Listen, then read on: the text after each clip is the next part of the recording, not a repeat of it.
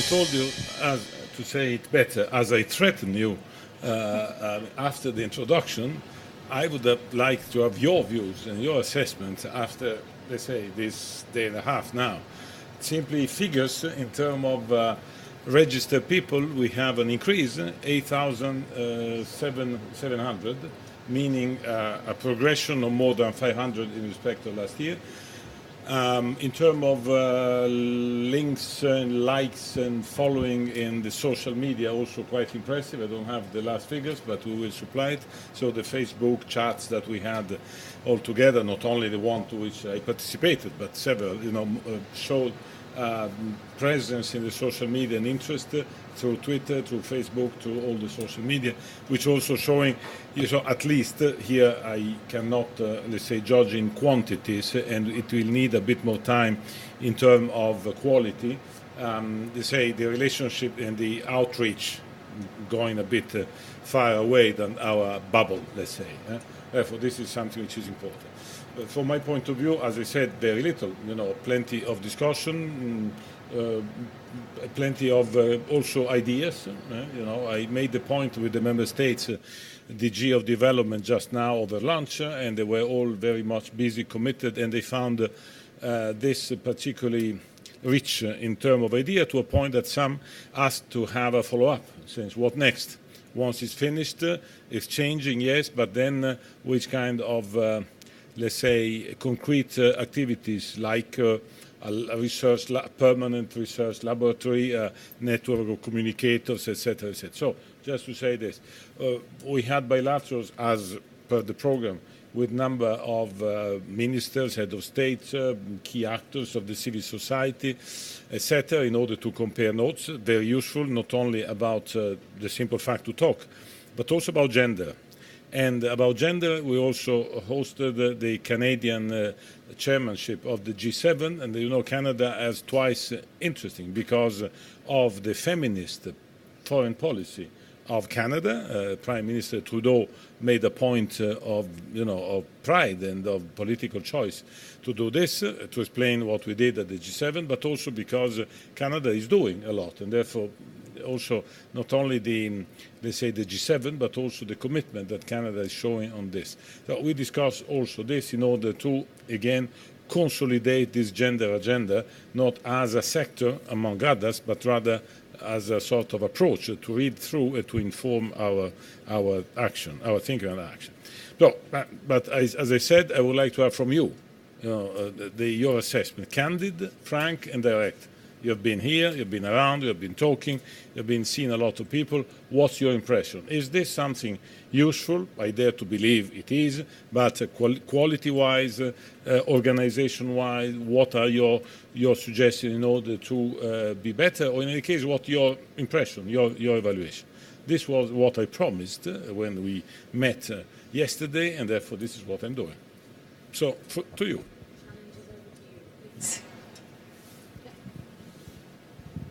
Hi, my name is Vince Chadwick. I'm the Brussels correspondent for DevEx. Oh, yeah. My question is about the She Is We campaign, because I've struggled to get an answer from people about what it is, concretely, where it's leading.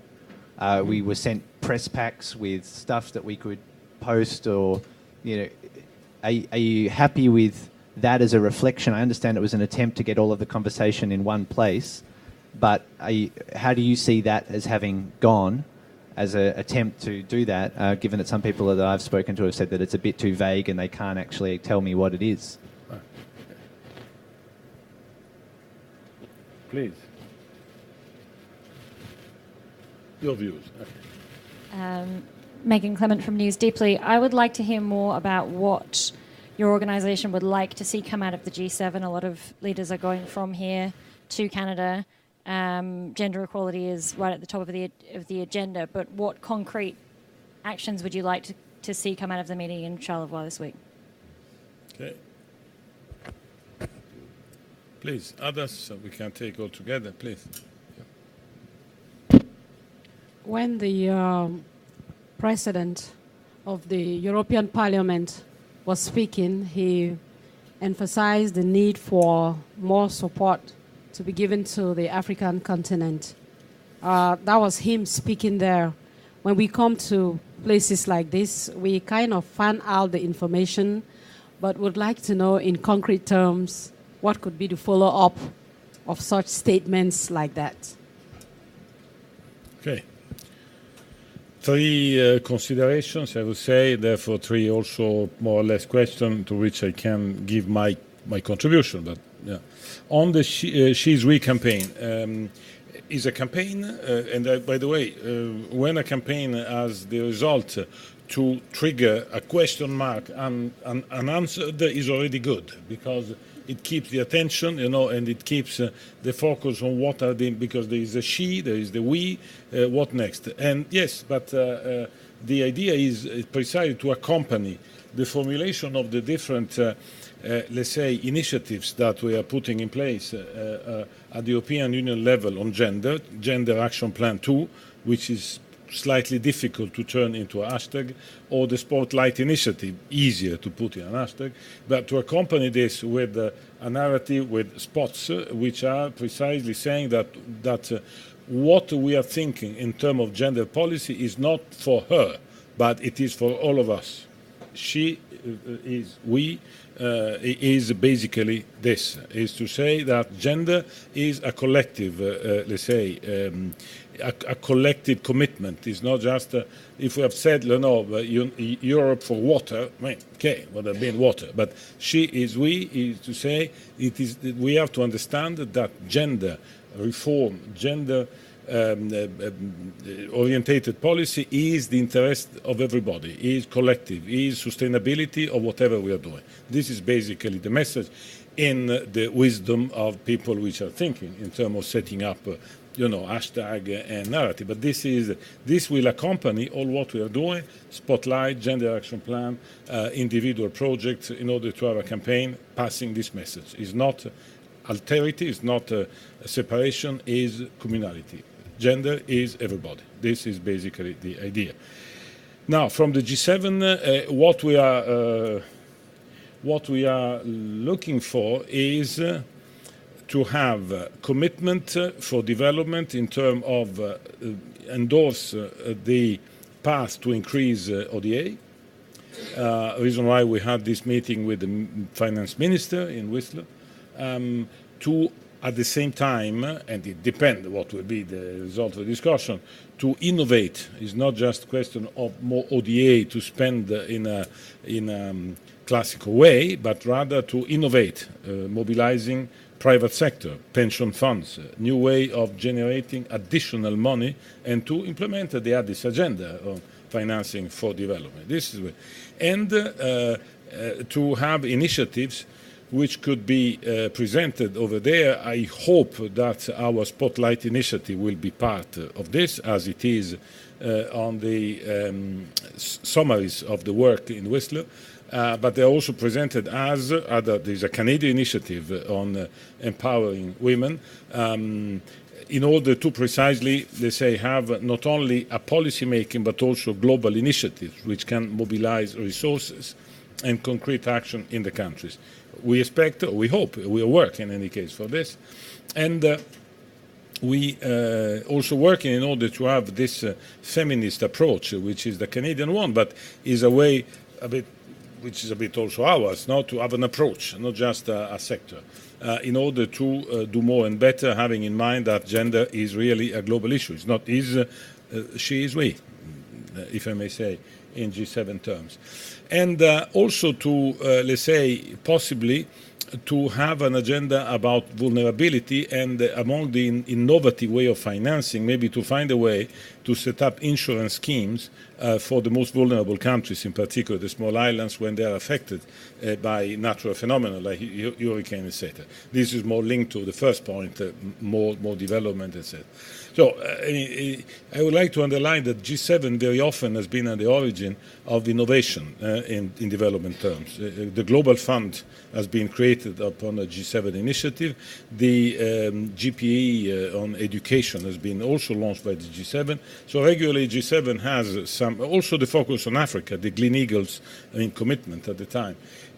So we tried this time to give this. the money is necessary to keep on track, but also innovative way in order to multiply and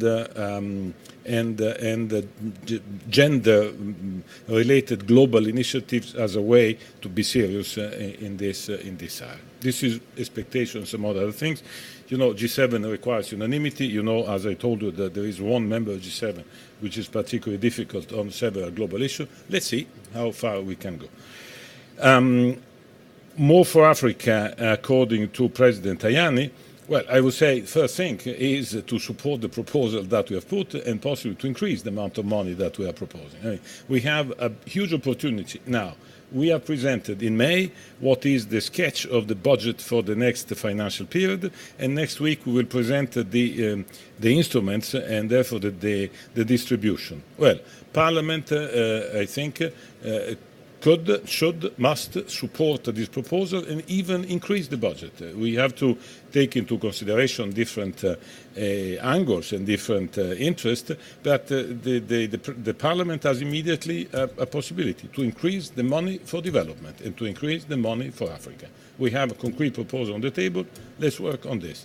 Second, I think that narrative and policy-wise, as President Tajani said, is also to explain to European citizens that sometimes are a bit difficult and pulled among different interests and fears, you know, that basically we are neighbored, separated by a few kilometers, and that what we are doing in Europe matters for Africa, and what's going on in Africa matters for Europe. Therefore, to have a look from a different perspective, which is not a donor-beneficiary, which in our minds is over since many years, but also in our doing. More partnership, more dialogue, more, let's say, deciding together about common things, which are many. I would say these two things are the area in which the Parliament could do more and could help in promoting an agenda that will be, in any case, set by the Commission in order to have concrete actions and concrete agreement. Please. Yeah.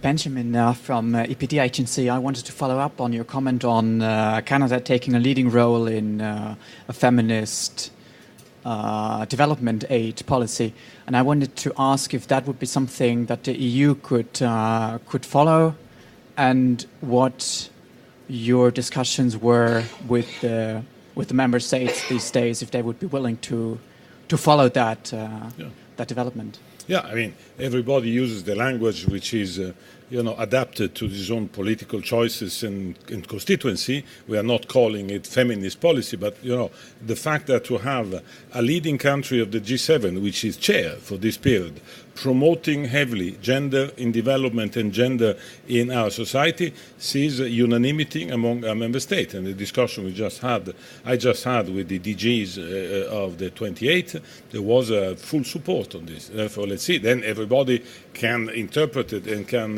But the very success also of this, of these days, of these discussions, is precisely this. There is an awareness and a real will to take seriously and to do it differently. Our role as a Commission is to push. We have been invented for that, after all, to make proposal and to push. And then, I see that we see an ally, and so far I've seen nobody contesting this. Maybe interpreting in a wider or in a narrow way, but everything not contesting. More questions? Yeah, but I'm interested in your opinion, not your question. Yeah, it's a technical question now. I want to express my gratitude to the way that the media, the team for the press has organized the work, because we had information prior. We've been having information during, and this is very helpful in having speeches to be able to do our articles and that. When it will be done here, we might, on some further analysis and things, have some other questions. Who can we contact in the case where we have more questions to ask about the follow-up here? You have to contact the one who deserves your compliments, Anna Cole, here, and the team, because she did this allowing you to have more information. She did with the team an extraordinary job to improve our capacity to interact with the media, and inevitably she would be the victim after that. We get your questions. We want all of them, and comments and everything. Okay. Thank you. There's another question over there. Alors, moi, je voulais demander, on est à la fin des travaux. Hier, la Commission a dit qu'elle va allouer des fonds en ce qui concerne l'Afrique, notamment pour lutter contre les violences faites aux femmes, pour la question des genres, les jeunes, qui constituent plus de 60% de la population africaine, ils ont moins de 25 ans. Donc, c'est des problématiques. Mais sur le continent africain, on sait qu'il y a beaucoup de pays corrompus, des gouvernements corrompus. Comment est-ce que vous allez faire pour que ces fonds qui seront alloués aillent directement aux populations? Est-ce que c'est à travers la société civile, des ONG? Ou bien comment est-ce que vous allez faire pour qu'il y ait un suivi de ces fonds pour que les gouvernements corrompus d'Afrique ne les mettent pas dans leur poche? Eh bien, il y a d'abord un suivi. Il y a un suivi très strict de toutes sortes de financements.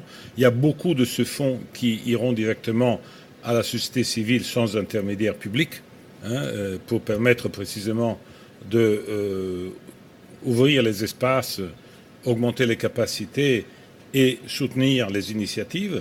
Ceci peut se faire directement, peut se faire via des agences des Nations Unies. Donc, il y a une bonne partie de ces fonds qui vont vers la société civile de manière directe. Quant au gouvernement, disons, notre approche est que être corrompu n'est pas un destin de l'histoire ou un choix permanent. Il peut y avoir des conditions pour lesquelles il y a la corruption.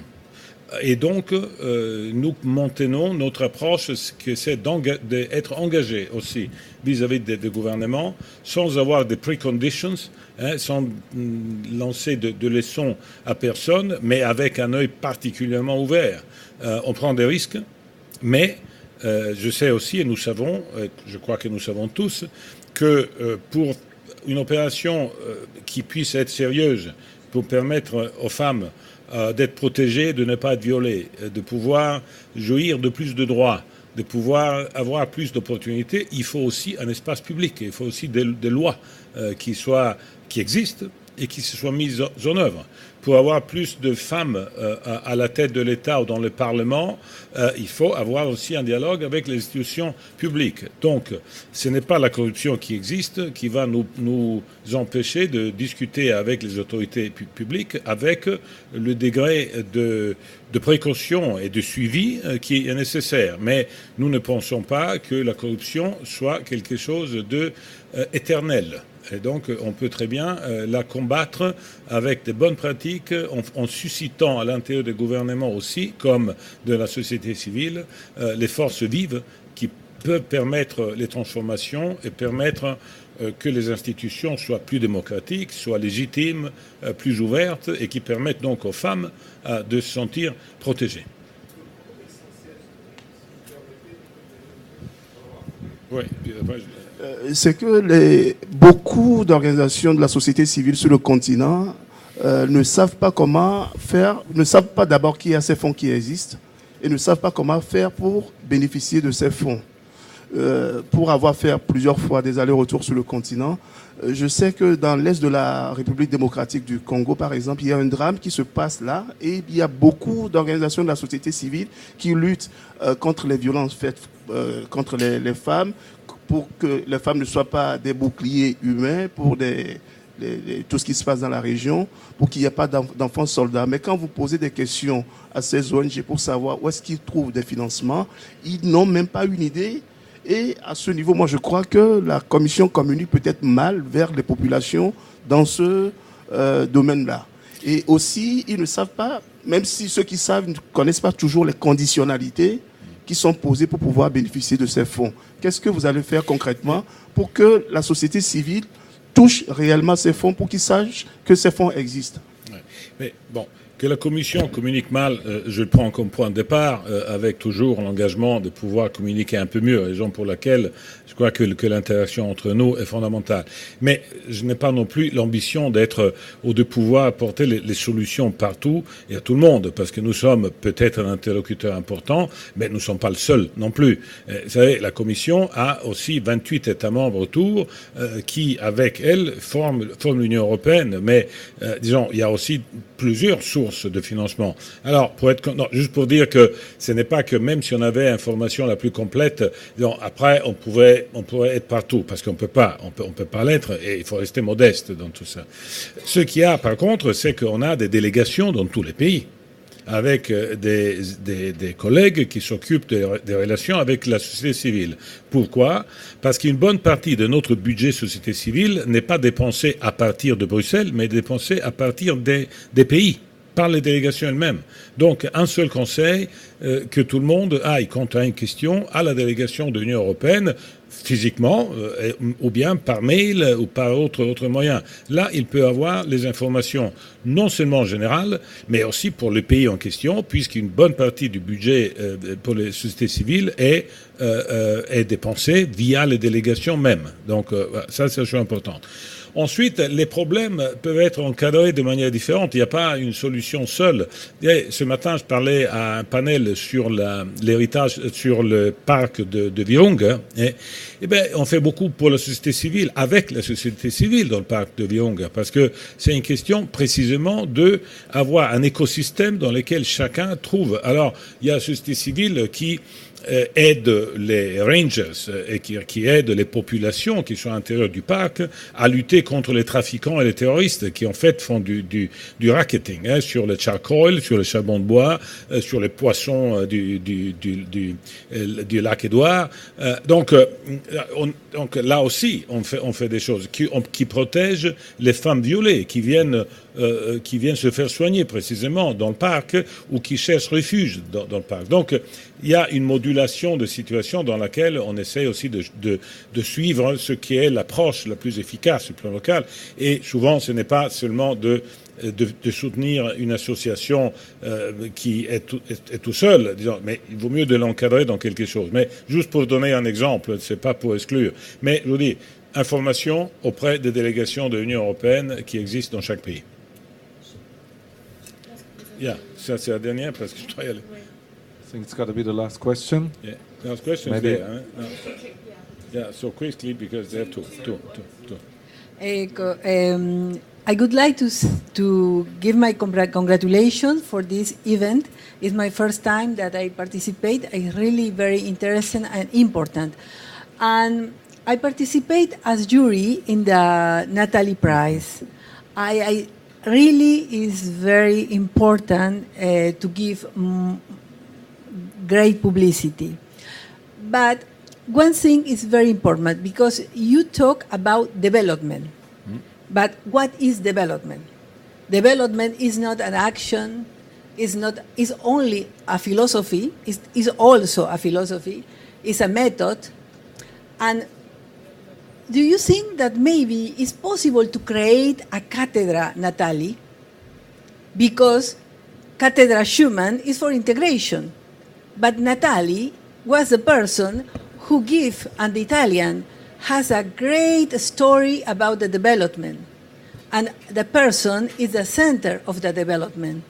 And I think it's very important to teach to all the countries what is development and how Europe Union arrived or is trying to arrive at to catch that development. It's an excellent proposal. I mean, I'll take this with me. It's very concrete. My suggestion is let's create a bit of alliance on this because maybe it's a good idea, but it's not shared by others. So let's maybe create a debate on this. It is true that the Schumann chair are one thing which was built years ago. Maybe we can have something not to share, but not to teach, but to share a bit. But this could be a good idea. Let's work on that. I suggest you create a dynamic showing that this is representative. But it is a very good idea. Thank you. Thank you very much. I just had a question about the Oxfam scandal and the DevCo's response, because if I understand correctly, on Monday the Commission decided that Oxfam could again receive funds, but you wrote to charities 4 months ago and said, tell us what you're doing, and some apparently still haven't responded. So I wondered, I was in touch with ECHO yesterday, what DevCo's up to on that. And at what point, what deadline have you given charities to say, if it takes 4 months to tell us what your safeguarding principles are, we need to stop giving you money? Well, we are doing exactly as ECHO, because we are managing public funds into different areas, but very connected. So we apply first a precautionary approach, which is suspending all the contracts with Oxfam, in particular, because obviously this is was under scrutiny, and we immediately went to all, say, civil society organizations with which we are business ongoing or planned, in order to get information about what are the plans that they are putting, which are the mechanisms that are in place, and if no mechanisms, which are the plan in order to put in place. Code of conduct, very well established in terms of information, prevention, tracking measures, and then to information with us in order to alert. Protection of whistleblowers, for example, special training of people, because you have to realize that people are very often taken from one project, put into another. This does not explain sexual harassment, but is the awareness which should. And I personally insisted a lot into let's say, not to subtract to local jurisdiction also the expatriate people, because if something is happening for a local agent of the agency of the Oxfam or whatever is submitted to the local law, very often when it is an expatriate is not submitted to the local law, and this is not fair, I think. And this could be very much something which, should also suggest people to think about, that there are no two different treatments. But then the most important part, because all this we are talking about pathology, we are talking about now the prevention, the code of conduct, etc. We have reached a reasonable conviction that all the measures are in place, but in particular not a ready-made toolbox, but rather the method to be able to track in time, to inform, and then to suspend. Therefore, on the basis of this, we said, okay, we can go on. But if we have other cases like this, according to this, and cases which were not detected by the organization itself, because this is the most important thing, and then we are informed, then we have now also the contractual arrangement to stop until the moment when this will be solved.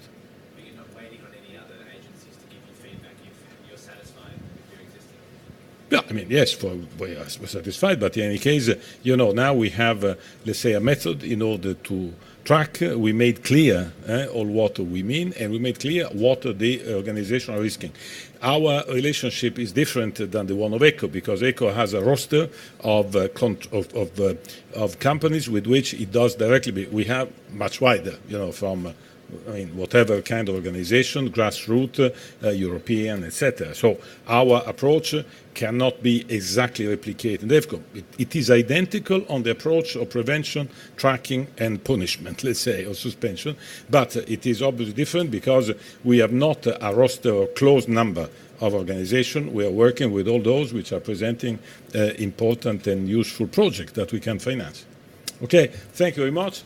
Well, okay, see you next time, not next year, but maybe before. But keep track with Anna, please.